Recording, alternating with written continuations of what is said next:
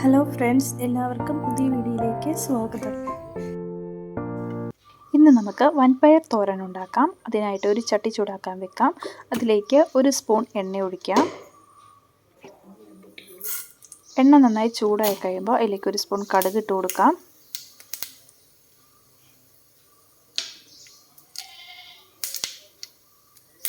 കടുക് നന്നായിട്ട് പൊട്ടിക്കഴിഞ്ഞ് കഴിയുമ്പം നമുക്കിതിലേക്ക് വെളുത്തുള്ളി ഇട്ട് കൊടുക്കാം.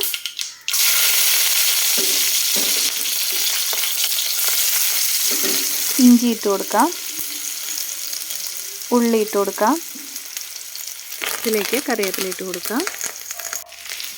നന്നായിട്ടൊന്ന് ഇളക്കി കൊടുക്കാം.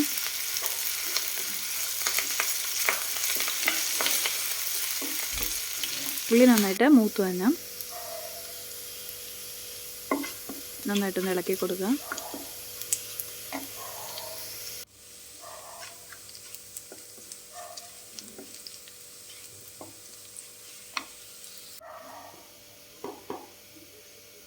ഈ പൊടികളിടാം. മുളക് പൊടി ആദ്യം ഇടാം.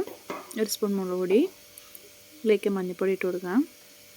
നന്നായിട്ടൊന്ന് ഇളക്കി കൊടുക്കാം. പൊടിയുടെ ആ പച്ചച്ചുവയൊന്ന് മാറുന്ന വരെ ഇളക്കി കൊടുക്കാം.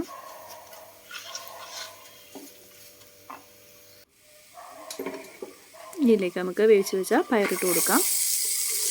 ഉപ്പിട്ട വേവിച്ച പയറാണ്. ഇട്ട് കൊടുത്ത് നന്നായിട്ടൊന്ന് ഇളക്കി കൊടുക്കാം.